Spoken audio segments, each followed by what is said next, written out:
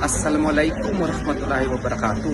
Ito po si Attorney Israelito Bobet Torion. Binabati ko po lahat po ng ating mga kapatid dyan sa Kuwait, ng mga Pilipino and mga Filipino supporters po. At I hope and pray that you are all well. I would like to express my heartfelt thanks to you for your support for Tatay Digong.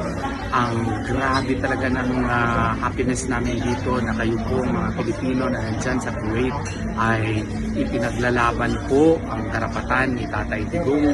Sana po continue po ang pagsuporta ninyo na makalaya si Tatay Digong at suportahan din natin ng maigi si Vice President Sara Duterte kasi siya po ang magpapatuloy po sa lahat po ng adhikain ni Tatay Digong. Dito naman sa Pilipinas, pinipilit pa rin natin, pina-follow up natin yung kaso natin sa Supreme Court para mapigilan po ang continuous participation ng Philippine government via ICC processes kasi nag-withdraw na tayo doon, dapat wala na pong kinalaman ng ICC dito po sa ating bansa.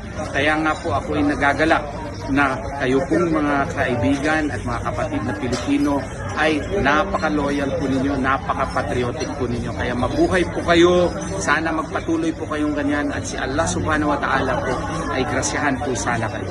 Magandang araw po and may Allah subhanahu wa ta'ala bless you always.